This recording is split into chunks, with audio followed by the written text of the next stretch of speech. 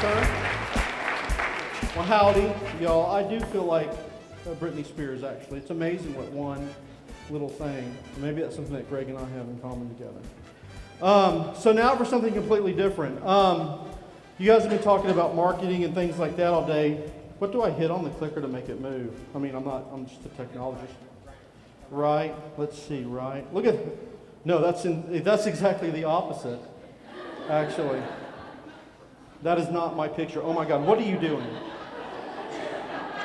That's awkward, is it not? Well, thank God that's all that was there, right? So, I've got a lot of marketing today. We've talked a lot about analytics and SEO and stuff like that, and I do all that junk too. But I had a midlife crisis and decided to become a photographer about 10 years ago. And I always like whether I'm doing photography like that. Where's my cheat sheet? There it is.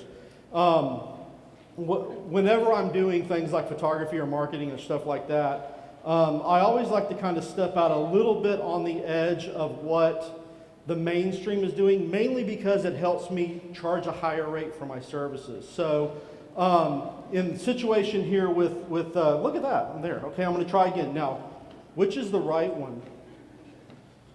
I write with my right hand, so I've known that since second grade. Look at that. Genius. Okay. So I'm not going to go into some big long thing about what VR is. It's, if we thought Google Glass was stupid, so that's what VR is. It's these huge goggles, but it is ridiculously amazing when you experience it. And it's funny because it took a long time for VR to kind of pick up steam and grab hold. A lot of people don't know this, but I'm gonna cite the early 80s is when Apple got into VR, and I don't know if some of y'all might not even be old enough to know this, but way back in the 1980s, Apple had a thing called QuickTime VR. I've done this 48 times. I'm gonna be fine. But Apple had a thing called QuickTime VR, where you'd go to a website and you would click on the site, and you would drag your mouse around to look at like a house, and it'd be like a wonky little kind of a 3D view of a house or whatever, right? Well, back in that time, a lot of people were trying to do it. Most people were failing at it, right? It was a super hard technology for you to shoot the video and shoot the photography and upload it to the web, and then you had all kinds of requirements on your browsers. But the press got a hold of the few companies that had some success, and they started writing stories about it. And we, because this is what we do as consumers, went nuts and started applying all kinds of assumptions about what this technology was going to do for our futures. Well, in most cases when something like this happens, then what happens is we realize that the technology is not ready for prime time, that all the stuff we saw was a bunch of tests that were done in labs, right? And that actually it doesn't do pretty much anything that we expected to do. So we get into this point in the life cycle of a technology or a product where we all become disillusioned and we're like, God, that thing's a piece of junk. It doesn't do what it's supposed to do. And it's almost a little bit about what happened to the Apple Watch. I mean, we assumed so much about the Apple Watch. And when it came out, it was still an amazing product. And if anybody saw the keynote a couple of weeks ago, within 8 months, the Apple Watch went from not existing to being the second most profitable smartwatch in the world. It's nuts, and we still look at it going, it's not quite ready. So essentially what happens is we all get disillusioned. Like a squirrel, we see something shiny, we run away to the other direction, and the companies that are really serious about that technology and VR in this situation keep plugging away and keep looking for money and start trying to find ways to develop second and third generation stuff. We are kind of at the spot where we are at the second and third generation part of VR. I've got a camera up here on the stage that's actually recording the talk. I thought it would be kind of cool to do a talk on 360 video and then to give these guys a 360 video that they can put up on the Confluence website to kind of show you a real life example of what that is. After we get through this phase of the product kind of going through these iterations, because if you run to Best Buy, there's any number of cameras you can buy off the shelf and start playing with this technology today. It's all still kind of wonky, kind of like the first generation GoPro. When GoPros came out, they were amazing, but oh my God, the video was terrible. But they sold a gazillion of them, and they kept on iterating on them until today we just had the news they announced of the GoPro 5. up until the GoPro 3, we started using GoPro, the third version in broadcast television. It got so good so quickly. So these things are going to get very good very quickly. So like I said, we're about at this point where these things are now starting to kind of get flushed out. They're products that you can go now as consumers and purchase and play with. But we're here not talking because we're nerds or we're gamers. We're talking here today because we're marketers, right? So how does virtual reality, or in my situation, and I will clarify, I don't do like games and I don't do like nerdy sci-fi stuff. I'm only talking about shooting video, which is essentially, the way my daughter describes it is, it's a bubble of video. You put these headphones on and you are in a world, but it is all live action video, just like you'd shoot on your phone or on a camera. So from a standpoint of marketing, how does this benefit us, and what can you guys take away and maybe consider what y'all may be able to use in your campaigns with your clients or at your company? Well, number one, and probably the most important thing, and again, I've got like 6 slides that say this in a different way. Until you do this, until you go somewhere and have a friend or a relative, or you go to an event where they have these, until you put a headset on and put the headphones on, you just don't know what it is. And I've got a couple of 2D examples here to show you to give you an idea. But you've got to, when you get an opportunity, to get a chance, because then as a marketer, you will have that aha, oh my God moment, and all these ideas will flood in. The impact of VR is unmistakable. There is nothing like comparing actually transporting somebody into an environment where you completely have all the control in the world over their hearing and their vision, when you compare that to a radio ad or a billboard or a video on YouTube. And to kind of show you, this is one of the things I like to do, because my story, I work with a couple of different VR production companies. My challenge is to go out and show the world and show potential clients what this does, right? So we're at a music festival here. This woman has got a ticket to the VIP area. She is 30 yards away from the stage, from Florence and the Machine. It's why she's there. She spent a stupid amount of money to stand 30 yards away from Florence and the Machine. We stick this on her, and for 10 minutes, we can't get it off her head. What she's looking at is a live stream of what's happening on the stage. So what we do is we go to concerts, and we put 5 cameras around the stage. And then we have a director underneath the stage who switches views, so you see the front of the stage, then you're off on the side, then you're behind the drummer, right? And time again, we have situations. We're here in this VIP area, the concert's happening, there's like 30 or 45 people around us waiting for their turn, and she won't give us the things back. Now watch this few seconds of video, and this is a good way to kind of get an idea of what this does for you. No, it did not do that. We have audio on this? Let's see. It's gonna work. It's gonna work. Oh, there you're down there controlling it. Look at you. Oh my God! Don't take me out.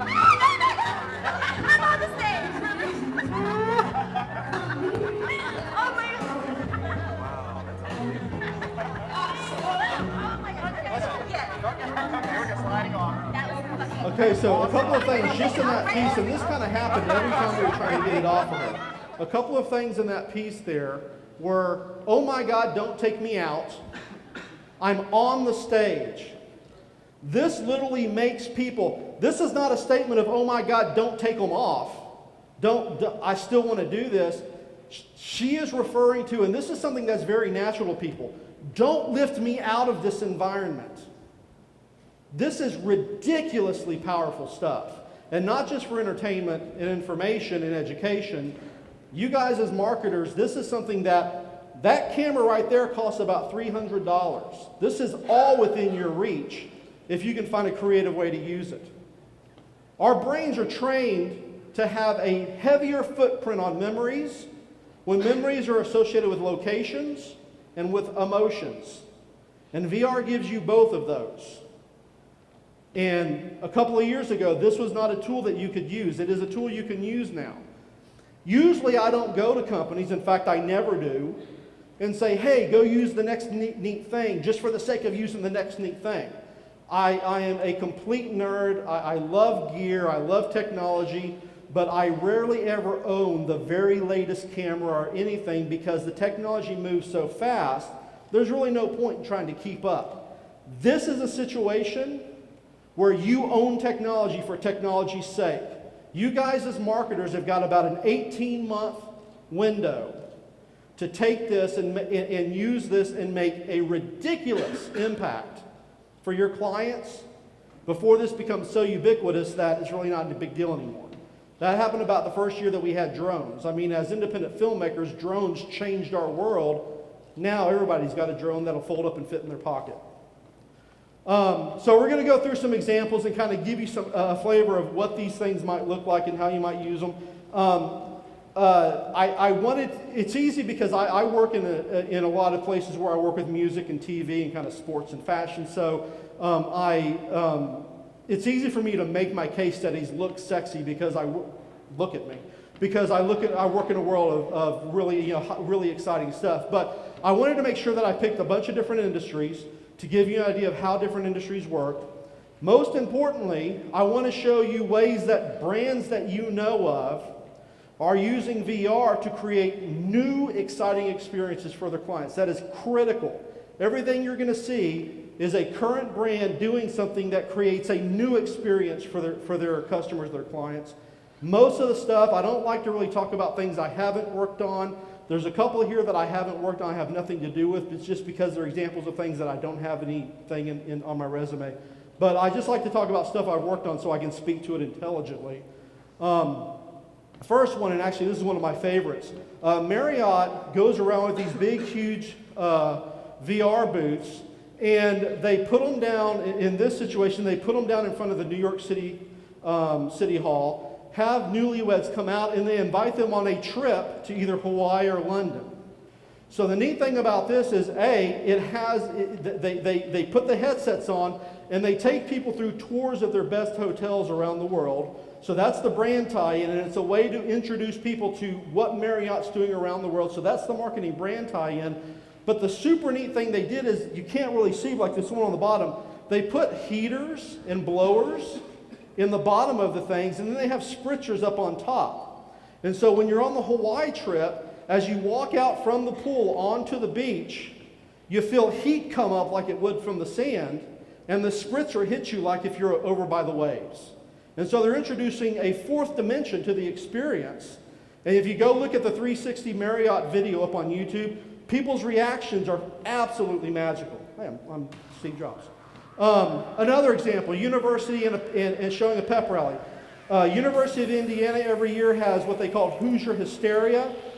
They basically invite the students down to the basketball, to their gym, and they have the team play itself in a scrimmage. But they wanted to do something different last year, so we went over and we set up some live cameras around the basketball court, and we brought in some people from their media communications department, and we sent around a half a dozen headsets throughout the gymnasium during the pep rally. So what we had was a few cameras around, and we had volunteers walking through the crowd and handing the headset off to the side and let them just walk down the aisle and pick it up, kind of like you're in church and you're passing the plate. But it gave people an entire new experience with the basketball team, what was happening on the court. And while it introduced these folks to VR, it really didn't do anything for the university other than it was just something other that was neat, this kind of carnival experience. So that's kind of a neat way to use it. Patron, the tequila maker, takes VR and they create these gorgeous cinematic videos that show you how they make their product. So this takes a new look into, instead of just getting some people down there with some red cameras or some DSLRs and shooting a beautiful documentary, they went a next step further and said, we're going to take you from the agave plant in the field to the bottle on the shelf, and we're going to show you in a 3D world how we create the product and what the culture is about that company. You can still just make a regular video, but this is something that, because it's 3D and because it was done so well, it gave them a lot more lift than a standard kind of corporate, this is all about the company video. Interesting way to go about it. Now, trigger warning here, not because I think you're snowflakes, and there's not going to be, Milo's not going to be on the screen, but This is recorded on my phone, and I did this on purpose because I want to show you that with this 3D video, with this VR video, I'm using the wrong terms, with VR video or 360 video, you don't just have to have that headset to use it. You can go to YouTube and pull up a video on your iPhone, your Android phone, and just move around the environment with your phone. You can do it on an iPad or an Android device, or you can do it on your desktop. So I've got different displays for a few of these videos to show you what it kind of looks like on this. This is on a phone. I am highly sensitive to motion. If you are, be prepared because this is going to jiggle a lot, and I don't want anybody having an event during my talk. So you've been warned. So, a new exciting way to show people what a car looks like. So Infinity brings us out. This is Big Look 360 in Dallas, one of my clients. Infinity brings the crew out, and we spend 12 days shooting the 7 most exciting roads in Asia, Africa, and Europe. And so with what we got here, you're inside the cockpit of the vehicle, but we're going to take you on a drive. And so with the phone in my hand, I put my phone over there, I didn't pick it up. Basically, this is me moving the phone around in the air as I'm recording the video, so I can look out the window and see what road we're on, but I can also look inside the vehicle anywhere I want to see what the vehicle looks like as we're driving down the road. Now, there are videos out there of cockpits of cars showing what they look like, but this is highly interactive. These videos for Infinity, they have a whole series of them, typically get about 2 to 3 times as many views as a standard 2D video. New, exciting way to present your brand to your customers. We can use it in education. NASA has a whole library of 360-degree videos that they use to teach people what it's like to be in space. What was the Apollo 11 trip like? What is it like to be on the shuttle? If you go to NASA and you start searching for 360 video, you'll see a lot of this content up there. It is a new way to get students and fans of science excited about what NASA does. And while NASA is a government, a department of the government, they still do an awful lot of marketing and education for themselves, and they're always having to find new ways to make it more exciting to keep people coming back to their online properties. Fashion. This is not fashion. This is health and beauty. So Tresemme. How do we make Tresemme beauty products more exciting? Well, what we can do is we can invite people over to the Tresemme New York Fashion Week show and let them follow a model around for the day. So we've got Sasha, who's one of the models for Tresemme, and we follow her to a couple of shows, and we shot the entire show in 360 degrees. This is again on my phone. I think you kind of picked up on that. But they wanted to add a second layer of kind of interestingness to this. So as you see, what you're watching is all backwards. So while we shot obviously in real time from the beginning to the end, what we produced was this kind of trippy looking video of her on the catwalk, then coming back and then getting ready. And then as you see, as I'm moving the phone around, you see everything she sees. So you've got an entire day here with her, from her showing up to going through makeup, to going through hair, to going through wardrobe, to going up on the catwalk and seeing what they see back there in the background. And that's, we've got plenty of branding. So from a marketing standpoint, Sasha was really good about putting the products up into the in front of the lens of the camera. We could put information about that. Those are hot links, so you can click on them and go and purchase if you want to. So all of that kind of neat hot link type of marketing stuff is available in there. And anything, especially in a fashion week kind of a video like this, or any kind of a fashion video, you are absolutely still able to go in and put links within the video like you could on any 2D video on YouTube that will lead directly to a purchase. This right here has got about 8 million views on it. And to be honest, a lot of that viewership is interest because it's a neat way to present it. It's not the most amazing video in the world. It's really cool, but it's not the most amazing video. Okay, so let's not talk about race cars and space and fashion. Let's talk about something super sexy like a steel plant in Davenport, Iowa. So Alcoa has got a yearly shareholder meeting. They've got a factory over in Davenport, Iowa that is about 300 yards long. It takes about 3 weeks to produce a roll of steel that's used in building. They've also got a brand new facility in San Antonio, Texas that's only about 300 feet long that produces the same product in about 3 hours. It's a lot less. So basically, we come out there and we shoot the entire process in Davenport, Iowa. We shoot the process in San Antonio. We package it up and really in this situation, just put it up on their Facebook page so that during their shareholder meeting, the shareholders are introduced to the fact that these videos are up there. Hey, go have a look at the tours and see what the difference is between the two factories. So it doesn't have to be something that's like ridiculously sexy and ridiculously amazing and all that kind of stuff. It just has to make sense for the environment that you're putting it in. And in every situation, you know, it's hard right now not to do this right because, again, it's very novel. Most people haven't seen it. Lollapalooza, we've done 360 video for them for a few years. And so how do we make our daily recaps at Lollapalooza different? Well, we jump on top of the latest, hottest internet meme, and we create a 360 video called Lullamon. And so what we do is Lollapalooza's got these characters in their marketing, on their shirts and everything.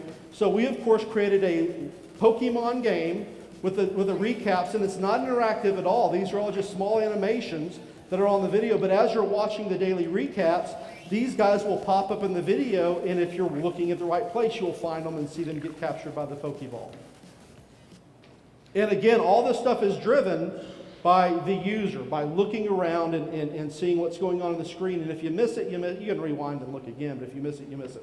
So how do we take traditional advertising and convert that over to a 360 view? So this is Gigi Hadid, and she was chosen to help us introduce the BMW M2. Again, this is Big Look 360 down in Dallas. And so I'm going to show you the traditional commercial and then show you how Big Look 360 reimagined this for 360-degree video. How about in the first ever BMW M2?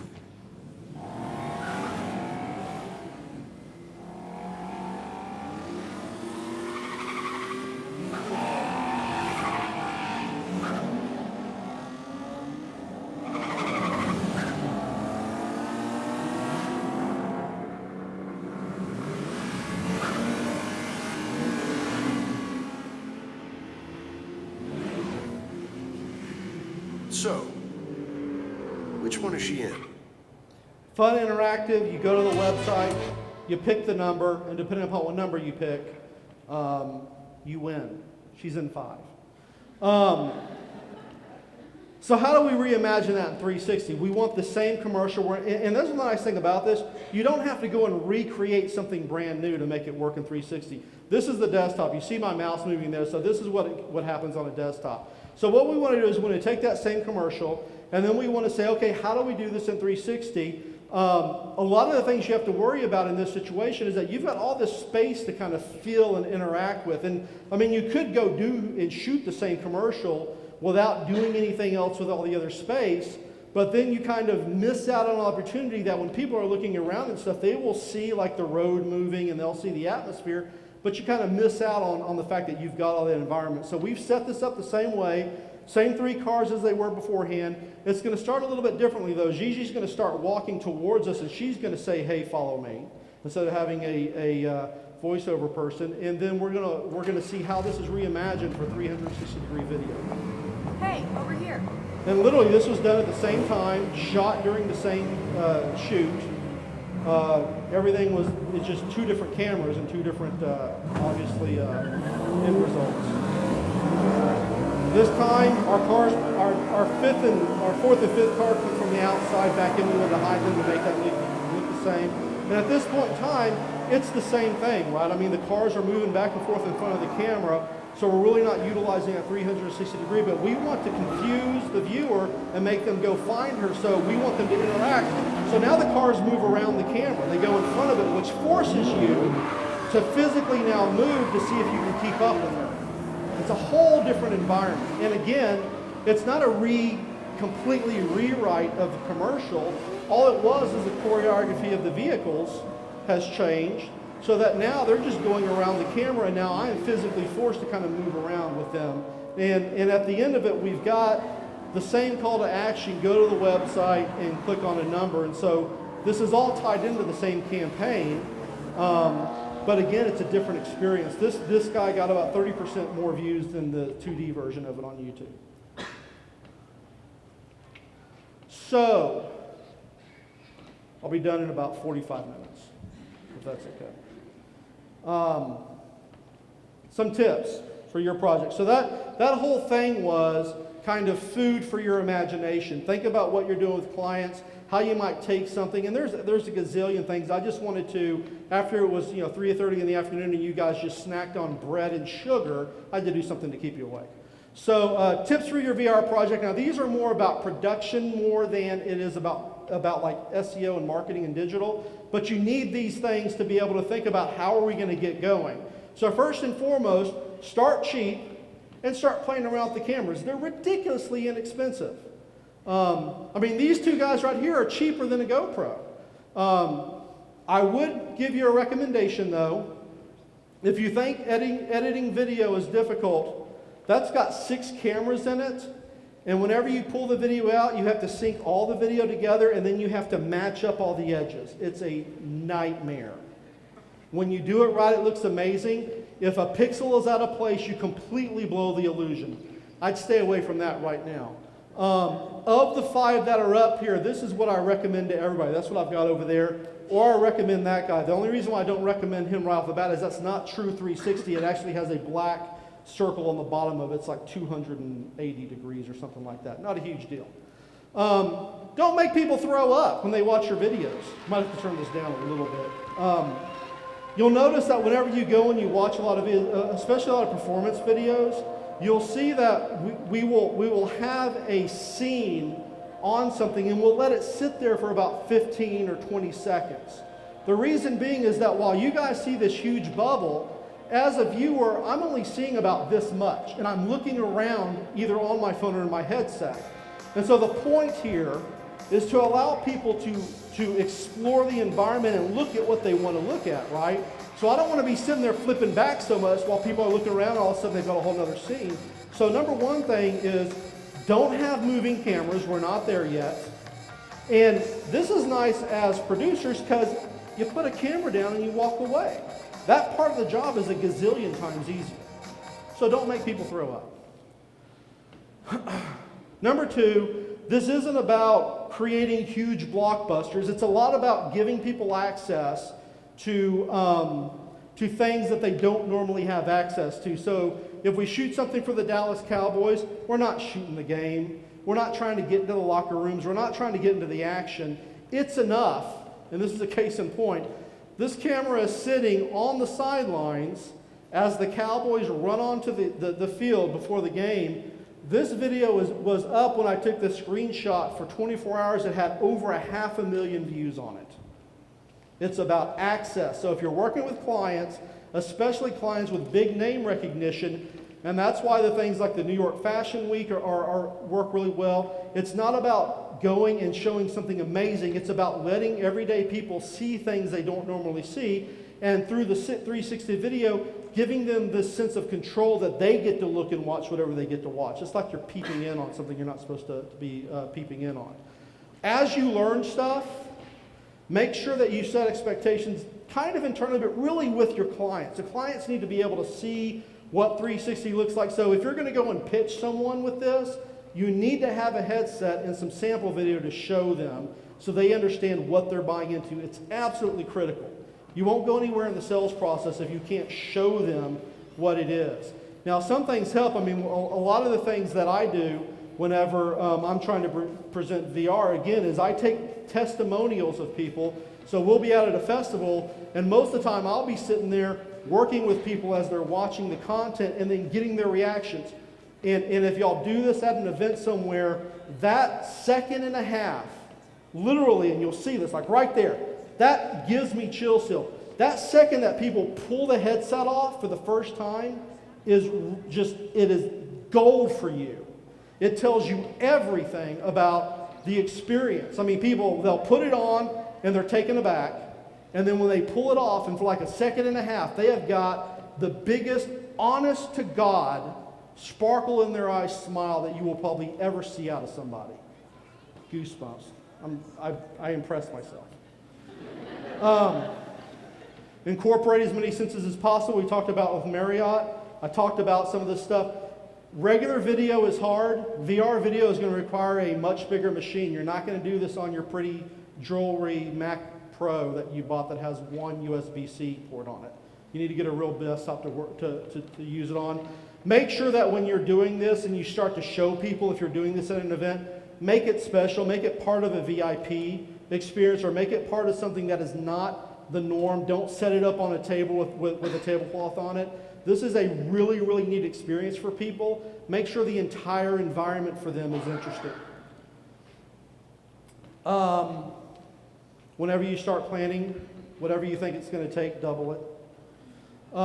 Work hard. One of the biggest things I tell people in all the social media stuff that I do is that you can't be successful online if you don't get outside and get sweaty and muddy and meet people and kiss babies and that stuff. So, you know, in any campaign I work on, most of the work that I do is out meeting people, and I only went a minute over. Good gravy. That's fairly impressive for the fact that when I have an hour, I usually go like 20 minutes over. So that's that. But you did tell me there was a break, so I could have kept y'all here for another 20 minutes because you told me there was a break. So. You could have. As a matter of fact, let's go ahead and do it. I'm kidding. No. I actually did have to look away during a part of that car. I can't do it. If I was maybe in the driver's seat, I wouldn't. I cannot do it. Ever since I was a kid. Now I have a question. Right. You mentioned it's. I think we've all done it on YouTube. We've all seen some videos where you can move your phone around and everything. Are there any other platforms right now that are Vimeo or anything There else? is actually a platform called Vrideo. So VRIDEO, which is dedicated only to 360 video. And Facebook is compatible with 360 video. So you may be able to find, I'm not sure how well the search works, but Facebook works really well with 360 video as well. I've seen it on that as well. So. Now I have to ask you, you were talking about bucket list type things. Mm-hmm. So as videographer, is the idea behind this, do you have a bucket list subject that you want to go and you know, take a 360 video? Pearl Jam or Willie Nelson. And Willie Nelson will be happening in a week. Willie Nelson doing what? 360 video. No. What is he doing in the video? He's probably playing the guitar. What do you think Okay, he's doing? just checking. I don't know what's up in your head, but he's either smoking something or playing the guitar. Well, all right. Well, I can all agree Or with that. both. We've got a question over here. All right. I took my little boys to Best Buy, and you can experience it there if anybody's curious. It's something good to check out. My question was like the Dallas Cowboys video you mentioned, talking about those videos. I'm not trying to make a connection. How would that be interesting for someone to see on Facebook? To be honest, right now it's a proof of concept for them. It is them getting into the space because if you're in any big entertainment area, so sports, music, whatever, there is the sense that this is a direction we're going in. And so a lot of the stuff that's happening within sports and stuff, like, with Big Look 360, we've been shooting NBA for a couple of years. We've been shooting all kinds of major league sports. You don't see it in the public, though, because we're figuring it out. So for the Dallas Cowboys, the intention is to, go in there. And because here's the challenge. When you've got a camera like this and it's 360, I can't put it on the 50-yard line.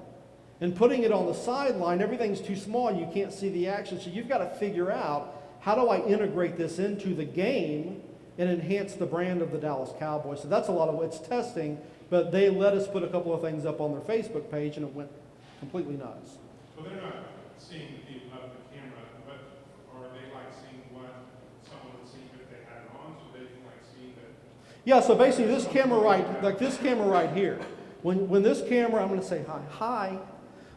When this camera goes onto the Facebook page, your perspective is going to be that you're standing right here and you're looking around the room. And I realize now that you're going to have nothing but the light of God shining directly into your face.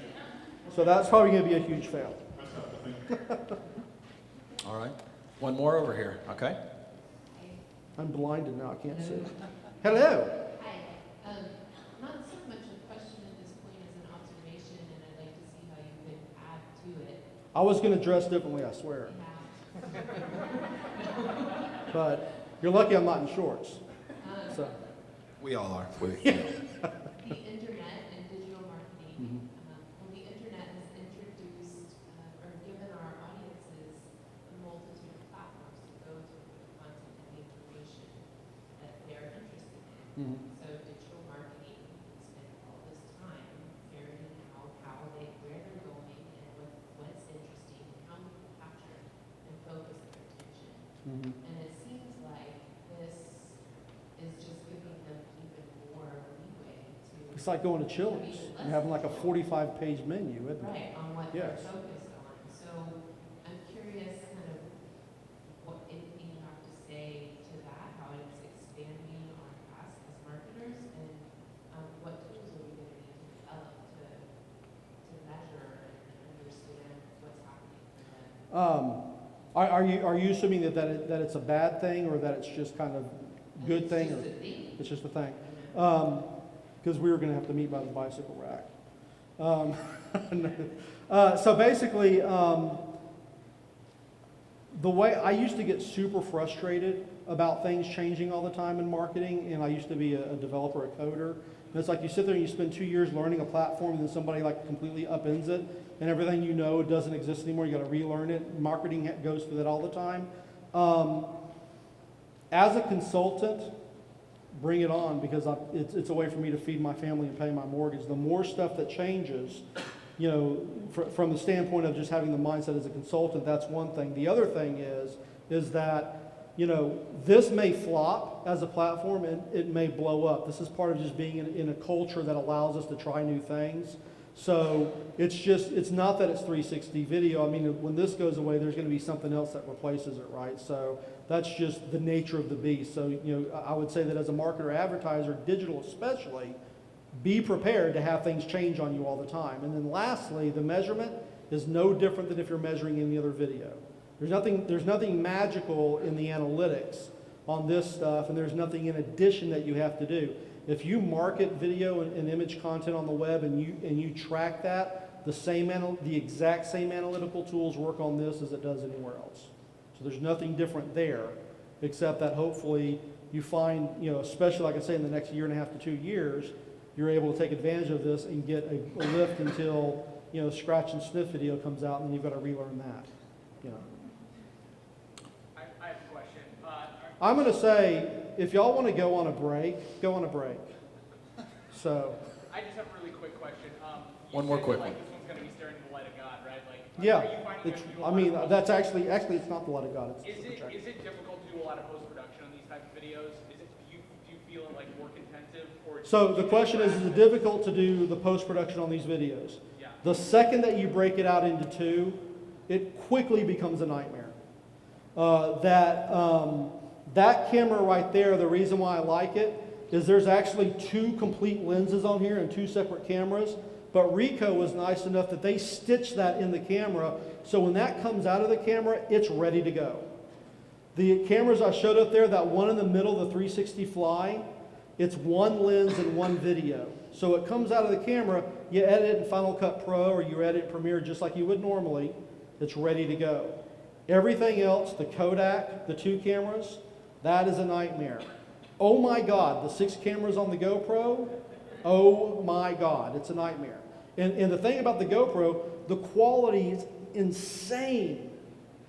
But if you get 1 pixel out of place, if I'm looking at a video and I see a seam, the entire illusion is blown, completely blown. And so that's the challenge right now. We will have cameras. I mean, Nikon, there are 4 or 5 new cameras, that stitching camera that were just announced at Photokina a couple of days ago. The next generation of these will do what that does. And they will be stupidly, ridiculously good quality. So I would say January, February, you'll start seeing cameras that actually might even be ready for broadcast television if you want to take it that far. For like $500. I'm done. Y'all go eat. Go Giovanni Gallucci, thank you very much. Thanks, sir. All right, we're going to go into our final break.